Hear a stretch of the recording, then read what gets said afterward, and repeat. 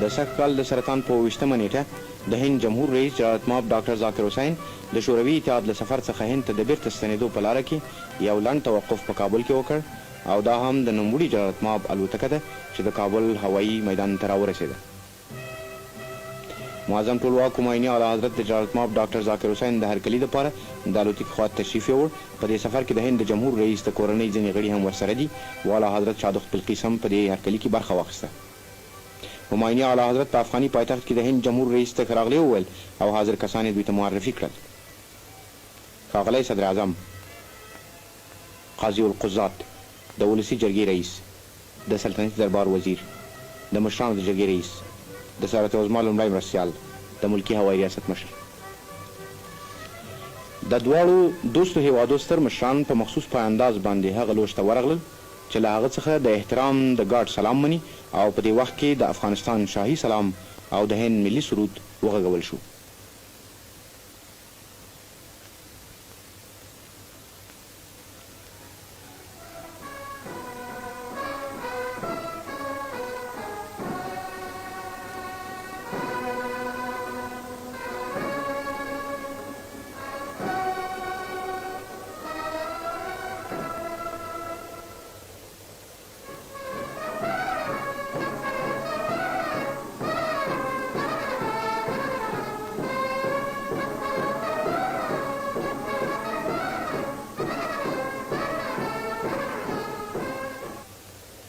د هند جمهور رئیس ډاکټر ذاکر حسین په هوایي میدان کې د تشریفاتي قطعې له کتلو نه وروسته له لوړو عسکري او ملکي مامورینو او په کابل کې له اوسېدونکو هندیانو سره روغبړ کوي.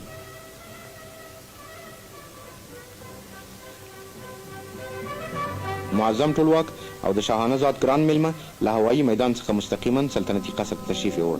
د دلکشا ماڼۍ د کابل په زړه کې واقع ده. په دې لویه ماڼۍ کې همیشه د معظم ټولواک د هغو عالي قدرو میلمنو هرکلی شوی دی چې د دنیا له مختلفو هیوادو څخه زموږ وطن ته په دوستانه سفرونو راغلي دي.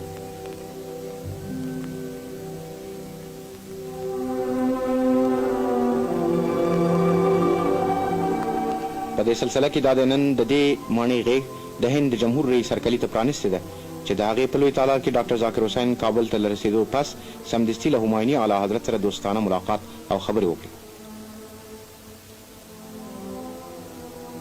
په دې خبرو کې چې د افغانستان لخوا ښاغلي صدر اعظم، د سلطنتي دربار وزیر، د صدارت لومړي مرستیال د پوهنې وزیر، د صدارت دوهم مرستیال، د پلان او تجارت وزیرانو او د هند لخوا د اورګاډو وزیر، د خارجه وزارت سکرتر او په کابل کې د هند لوی سفیر ګډون وکړ.